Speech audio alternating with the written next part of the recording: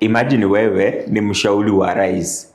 Alafu siku moja uko tu kwako, unasikia knock kwa mlango. Unaenda kufungua, unapata askari. Wanakuambia, we, kuja. Unauliza ni nini? Rais amesema muuawe. Unasema tuuawe, tumefanya nini? Anasema, we, kuja. Okay. Ingekuwa ni wewe. Karibu kwa story time. Naitwa Douglas Omariba. On our story time today, kuna jamaa hapa anaitwa Daniel. Daniel alichukuliwa mateka kule Babeli. Yeye na rafiki zake watatu, kuna Meshach, Shadrach na Abednego. Sasa wanapopelekwa, walikuwa ni vijana ambao walikuwa very bright. Sasa walipelekwa ili wawe miongoni mwa washauri wa rais. Lakini mwanzo ilibidi wapitie ile training ya nchi ile ya Babel kabla hawajakuwa appointed rasmi kuwa washauri wa mfalme. Mwaka wa kwanza unaenda, of course tunakumbuka hiyo story. Danieli wanakataa chakula Babeli na mambo mengine mengi, hiyo ni ya siku nyingine. Baada ya miaka 3 wametrainiwa kabisa, sheria za huko na mambo mengine yote wamejua. Sasa wamekuwa appointed rasmi, wao ni miongoni mwa washauri wa rais. Sasa siku moja, si ndio kazi imeanza tu. Sasa siku moja mtu ananoki mlango.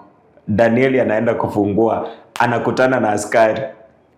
Anamuuliza kunaendaje? Anamwambia, we, mfalme amesema muuawe. Danieli anashtuka.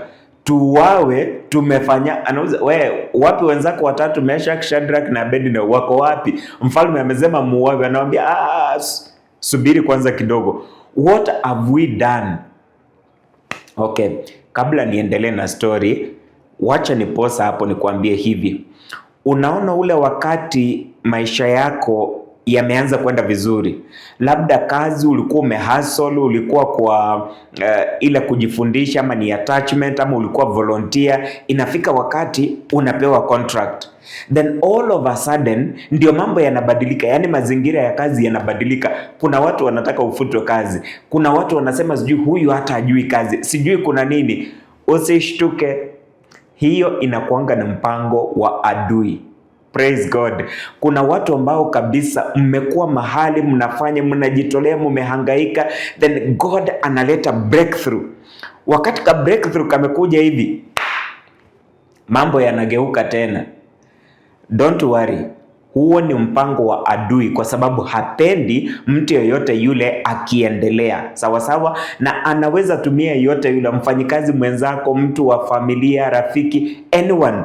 Unashangaa wakati ulikuwa kabisa una struggle kwa maisha, ulikuwa na marafiki wengi, alafu umeanza ku make it kidogo, alafu baadhi ya marafiki wanakugeuka. Unaanza kushangaa, what have I even done? Sometimes haujafanya kitu, hata yule rafiki saa zingine hajui, anatumiwa na shetani bila kujua. Anyway, back to our story. Danieli anauliza askari, oya, tumefanya nini? Mfalme amesema muuawe leo. Anasema, mbona haraka hivyo basi ya kuuawa? Anamwambia, sasa sikiliza, mfalme ameota ndoto. Akaita wale washauri wake, wale wasomi, wale unajua kulikuwanga mpaka na wachawi wakati huo, waganga ambao wangebashiri mambo yote. Wakaitwa, mfalme ameota kitu. Mfalme anawaambia, chenye nimeota hata mimi nimesahau. Wale wanamwambia mfalme, hata wewe usitupime, tuambie umeota nini, tutakupatia tafsiri. Mfalme anasema, kumbe mnangojanga niwaambie chenye nimeota, alafu mnagesi mambo yenu. Kumbe hata hamna uwezo wowote wa kujua kitu yoyote, amwezi hata predict the future. Akasema, sasa fanye hivi, chenye niliota nimesahau. Na kabisa mfalme alikuwa amesahau chenye niliota, nimesahau, lakini fanye hivi, mniambie niliota nini na mniambie maana. Wale waganga na wengine wote waliokuwepo wanamwambia mfalme, haijawahi kutokea kwamba mtu ameota kitu amesahau eti mtu mwingine akuje mwambie uliota kitu fulani. Wakamwambia mfalme, chini ya jua hakuna, labda kwa miungu. Mfalme akasema nyinyi, na walipanga pesa ya bure. Akaita askari akawaambia watafute wote, alafu wafanye nini? Wauawe. Na hapa ndio unapata kuna watu ambao watu wengine wamekosa, wewe hukuwa nakosa kabisa, unawekwa ndani.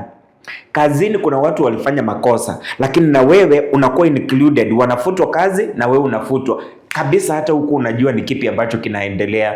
My friend, wacha nikwambie, maisha haya ni spiritual and it's a must for your spiritual life ikuwe very alert. Sasa wacha nikwambie Daniel alifanya nini. Akamwambia mfalme amesema tuuawe sababu ameota kitu ajui ni nini na anataka tafsiri. Akamwambia sawa, rudi umwambie mfalme, nitamwambia aliota nini na nitamwambia tafsiri yake. See the composure ya Daniel kabisa. This is a crisis, a big one. Maisha yake na rafiki zake yako in danger, alafu jamaa yuko very focused, anasema mfalme ameota, anaambiwa watu wengine wote wameshindwa. Daniel anasema moyoni, anajiambia hiyo ni kitu kidogo, kwani kuna Mungu mbinguni mwenye anajua historia yote. Haya, na imagine askari anarudi, amchukue. Nakumbuka wengine wote washachukuliwa, wako karibu kuuawa. Danieli anarudi ndani. Kumbuka hii conversation imefanyika kwa mlango. Sasa imagine ingekuwa ni mimi ama wewe. Mtu amekuja muuawe. Hapo ndio unaanza kulia, unaambia Mungu sasa Mungu, yani umeona tumeletwa mateka, haitoshi. Sasa unataka tuuawe na ndio tumemaliza training. Mungu, hata chakula ya huku tulikataa, tumesimamia neno lako. Sasa Mungu, kwani uliona hakuna makaburi huko ukaona tukoje kuuawa hapa?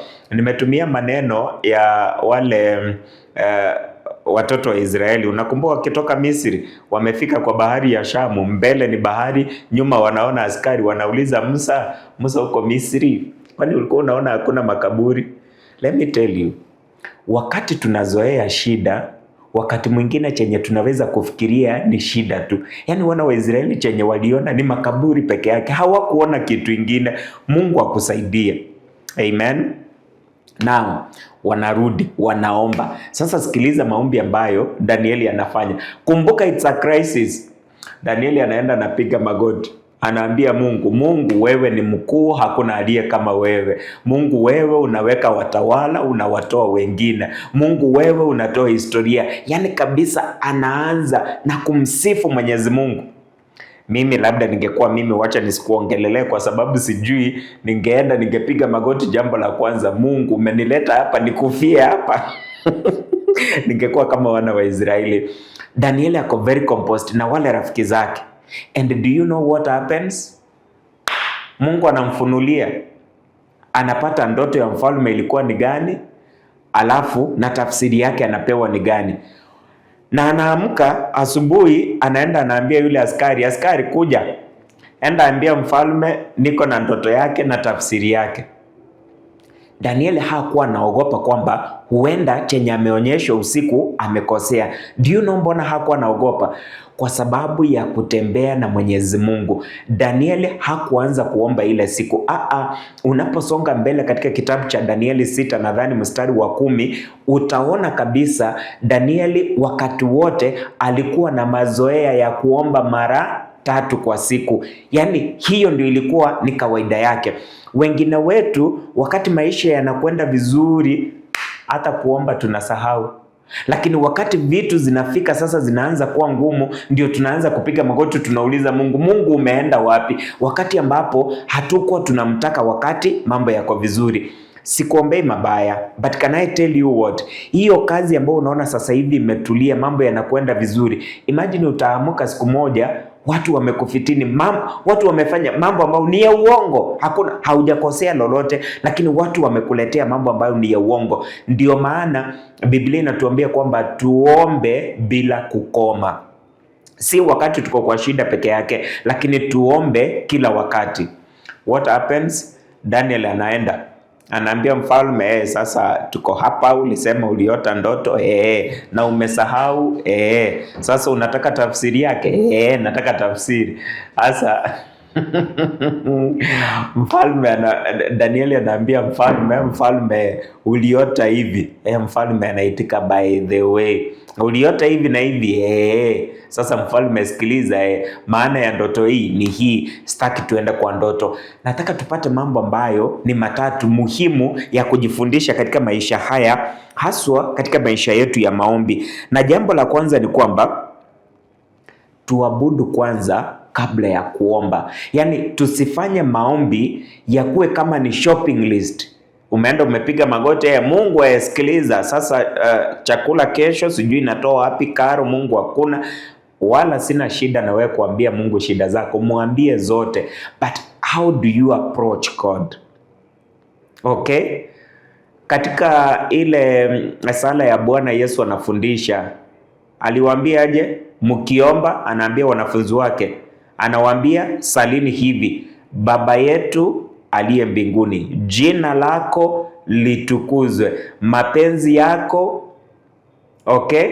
Ndio inafika mahali inasema utupe leo riziki yetu, kumaanisha kwamba mahitaji yetu yasiwe hapa mbele.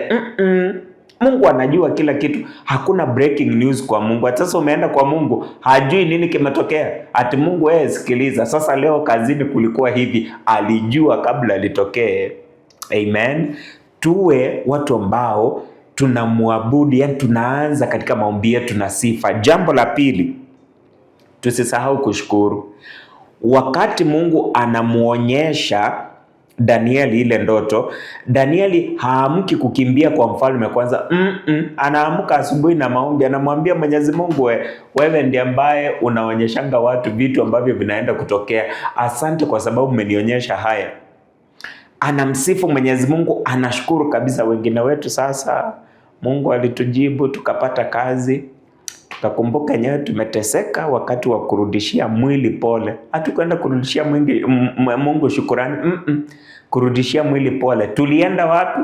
Si hata unajua ulienda wapi, au kuenda kanisani. Wale ambao tulienda kanisani, praise be to God. Jambo la mwisho, tudumu katika maombi. Tusingoje kuomba wakati ambapo mambo yamekwenda mrama kabisa. Katika familia yako mambo yanakwenda vizuri, muombe Mwenyezi Mungu. Mambo yanakwenda vibaya, muombe Mwenyezi Mungu.